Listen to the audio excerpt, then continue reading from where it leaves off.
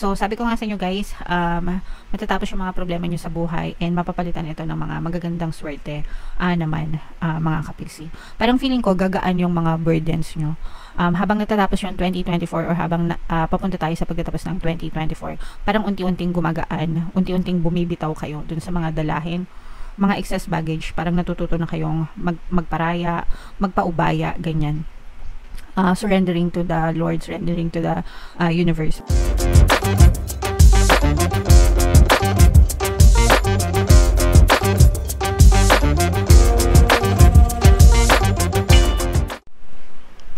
Hello guys, hello Leo, welcome back to Pinoy Pixie Tarot. Ang pamagat ng episode natin for tonight is fourth quarter kapalaran para ngayong October, November, December para sa Leo, Sun, Moon, Rising, Sign, and Venus. Kung ano na lang yung makaresonate sa inyo guys, take that message. Unahin natin tong deck na to mga kapiksi. Tingnan natin yung mga paparating sa inyo or pwede nyo ma-experience ngayong fourth quarter. Relaxation, wow. So, ibig sabihin nito guys, magiging panatag yung loob nyo or kalooban nyo ngayong fourth quarter kasi panatag din yung takbo ng buhay nyo. You have peace, tranquility. For some of you guys, pwedeng maaari din kayo magkaroon ng panahon for relaxation, especially di ba pagka bare months, usually mga December, ganyan, sometimes may mga company shutdown for 2 weeks, especially yung holiday season, hindi pumapasok yung mga empleyado, ibig sabihin to give way for the holiday, mga kapigsi. So for some of you, syempre ito yung mga vacation moments nyo, no, with your loved ones. So samantalahin nyo na para makapag-relax kayo, makapag-chill, makapag-recharge ng energy nyo, mga kapigsi. Okay? And another message for you, Leo, we have idea, mga kapiksi. For some of you, maaaring magkaroon kayo ng mga brand new ideas na pwede nyong i-explore, no, for katapusan ng 2024 na kumbaga parang madadala nyo siya for 2025. So, pwedeng ano din, no, parang ito na rin yung stage na nagpaplano kayo kung anong gusto nyong gawin for 2025, mga kapiksi, okay? And parang i-research nyo, i-explore nyo kung paano pa siya pwedeng makatulong sa buhay nyo, mga kapiksi. Alright? And another message for you, Leo, goal, no, mga kapiksi. For some of you, since ito na yung last quarter ng 2024, parang you're doing everything you can para ma-achieve nyo yung mga goals nyo for 2024, mga kapiksi. So, ibig sabihin, may mga sinet na goals kayo guys, and ang focus nyo is ma-achieve nyo na, kumbaga huling tumbling na para ma-achieve nyo yung mga goals nyo, and at the same time, mag-create ng mga bagong goals na pwede nyong gawin for 2025. Siguro yung iba na mga hindi nyo matapos for 2024, i-carry over nyo for 2025, mga kapiksi, okay?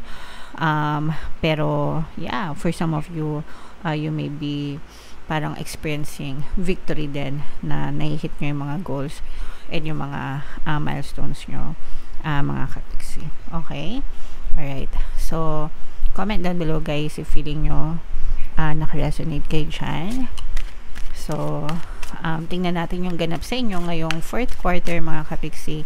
Shuffle natin to guys. Habang sinashuffle natin to, panoorin nyo muna yung video natin regarding sa ating paano mag-manifest ng abundance video course.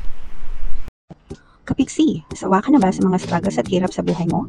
Masipag ka ba at masikap sa buhay ngunit hindi ka pa rin umaasenso? Ilang beses ka na bang nag-attempt mag-negosyo at mag-invest pero palagi ka pa rin nalulugi? Sa pagkakataon na ito ay maaaring may subconscious beliefs ka na nagiging balakid sa iyong pag-unlad at pagyaman. Introducing, paano mag-manifest ng abundance video course. Dito ay matututunan mo ma-overcome ang mga balakid mo para tuluyan ka ng umunlad, umasenso, sumagana, maging matagumpay, successful at maswerte sa iyong kabuhayan, pera, trabaho, negosyo sa labi at kaperahan ng bonggang-bongga. Dali, mag-send na ng email sa pinoypixie@gmail.com at simulan na ang iyong pagyaman ngayon. Alright, so sa lahat ng gusto mag-avail ng course guys, meron tayong promo for October. Magbibigay tayo ng free 3-in-1 pampaswerte sa subliminal, sa pampaswerte sa buhay, sa pera, at saka sa love life. Worth 1,500 yung freebie na yan mga kapiksi, kaya i-avail nyo na. And meron din tayong bagong course guys, paano mawala ang third party at magkaroon ng harmonious na relationship para mawala yung mga kabit na mga jowa nyo guys. 20% discount naman yan until October 31. So i-avail nyo na mga kapiksi, sobrang ganda.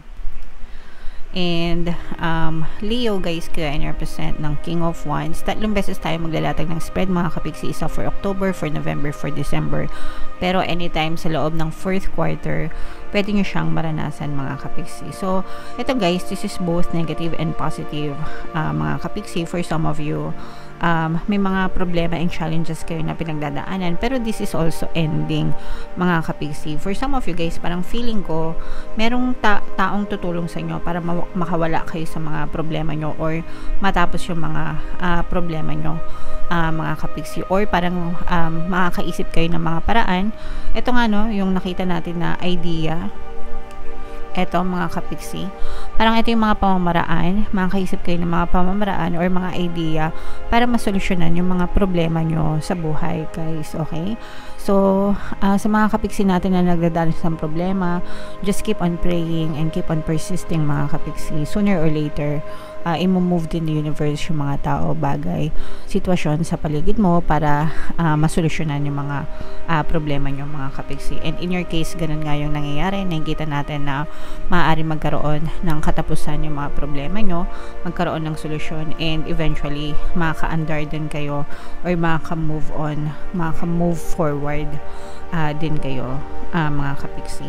Angel number 10 guys, check nyo yung ibig sabihin yan, baka may additional na mensahe sa inyo ang inyong mga anghel gabay. Maganda yung family energy nyo mga kapiksi. This is abundance of love and happiness within the family. Sometimes yung mga friends natin, we also treat them as family, or kahit na hindi natin kadugo guys. Let's say for example, mga kapitbahay natin, kaibigan natin, or kasamahan natin sa trabaho, ganyan.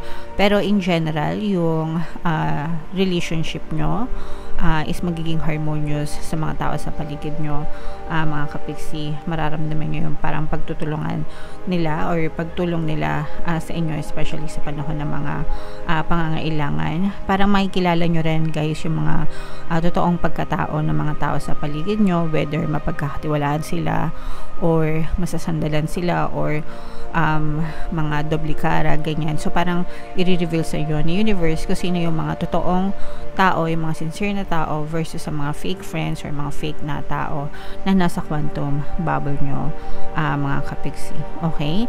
And then pagdating naman sa kaperahan, sabi ko nga sa inyo guys, no, maaari kayo magkaroon ng solusyon sa mga problema, and ito these are financial gains and recovery mga kapiksi, especially pagdating sa pera.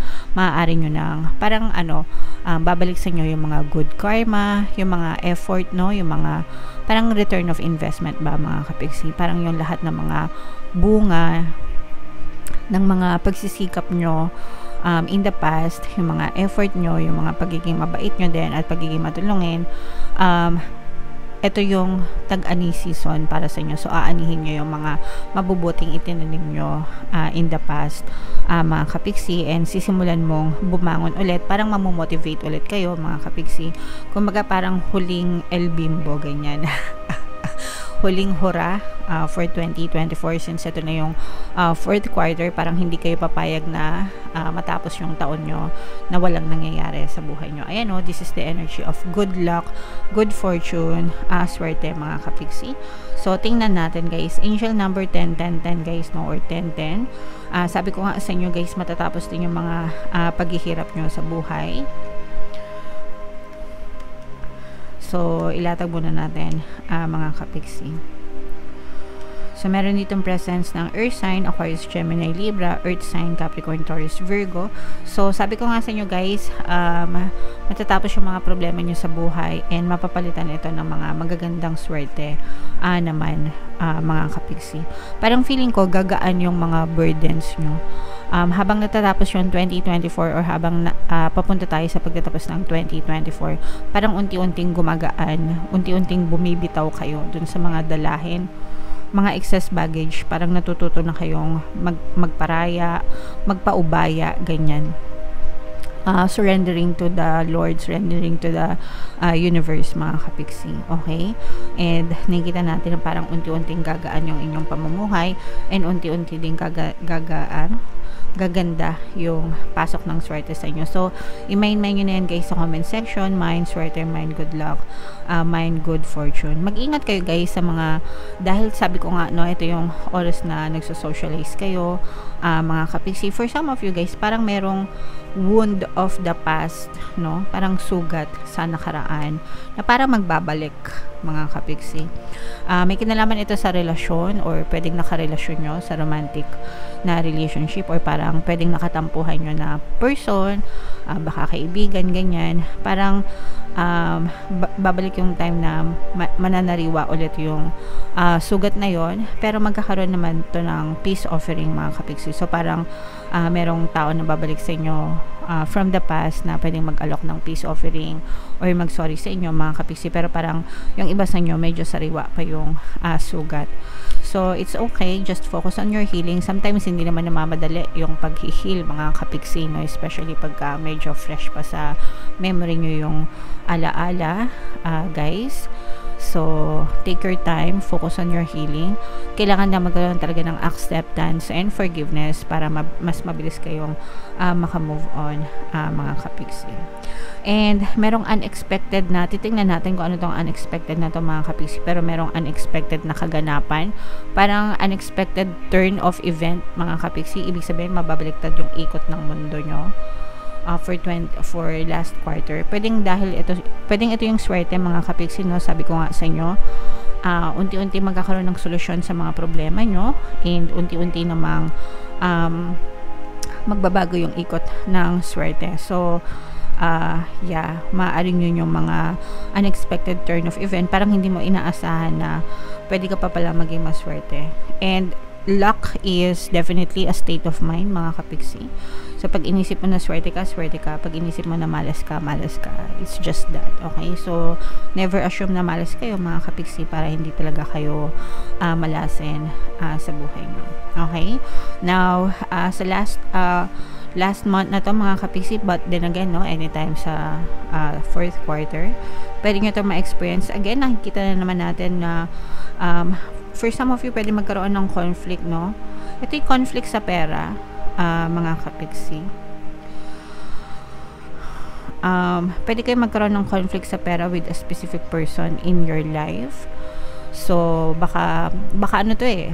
Kasi diba, bigay ng bonus pag December, ganyan. So, baka meron kayong hindi mapagbigyan, mga kapiksi. Tapos, maaari ito mag-cause ng conflict with a specific person sa buhay nyo. So, medyo mag-aaway kayo ng dahil sa pera, mga kapiksi. So, pagdating naman sa pera, guys, pera is pera lang yan, no? I mean, madali lang kitain, madali lang bumalik yung pera, pero yung relasyon, pag nasira, mahirap ayusin, diba? So, make sure na wag nyo nang idamay yung relasyon nyo pag nagkakaroon kayo ng problema sa pera, mga kapiksi. Hayaan nyo na yun. Pera na lang yung problema. For some of you, merong kasalang magaganap, no? For some. Although, hindi naman lahat. So, if meron kayong balak na magpakasal, maaari itong matuloy ng fourth quarter. And for some of you, pwedeng marriage proposal din for some of you. Especially kung ang person nyo ay ibang lahi. Pero hindi naman lahat ibang lahi, mga kapiksi. Yung iba lang. Pwedeng mag-iba kayo ng kultura, ibang lahi, foreigner, ganyan. Pero nakikita natin na lalong tumitibay yung pagmamahalan nyo. Yung iba sa inyo, parang mako-confirm nyo, no? Kasi yung iba minsan, hindi sila sigurado, baka niloloko lang sila nung kadate nila or boyfriend, girlfriend nila. Pero ngayon, parang mako-confirm mo kung talagang mahal ka ng person mo, parang magko-commit, no? Magko-commit itong person mo sa'yo. Whether mag-commit siya in a form of marriage or mag-commit siya na papanindigan niya yung status ng relationship nyo na kayo na. Okay? So, this is a very nice energy, mga kapiksi, pagdating naman sa love and relationship. So, i-mind nyo rin yan sa comment section. Mind kasalan, mind harmonious relationship, mind committed relationship. So, yan yung mga gusto nating i-mind mga kapiksiin. Ito nga, no, yung swerte, good luck, good fortune. Yan, i-mine nyo yan. At saka yung mga solusyon sa problema, recovery, mga kapiksi. Okay? So, i-mine nyo lahat yan sa comment section bago matapos yung 2024. Pwede nyo itong panoorin ng paulit-ulit, guys, no? October, November, December. Tapos, ibangga nyo dun sa monthly reading nyo for those months para ma-check nyo kung nagre-resonate. Okay? And comment down below, Leo, if feeling nyo naka-resonate kayo sa mga messages. Ito yung ating 2025 kapalaran, guys. Panoorin nyo na. And ito naman yung ating success stories ng paano mag-manifest ng abundance video course. Click here to subscribe, guys, and click here to join our membership program. Thank you for liking, sharing, and subscribing, and see you again next time. I love you all, guys. Have a nice day. Bye-bye.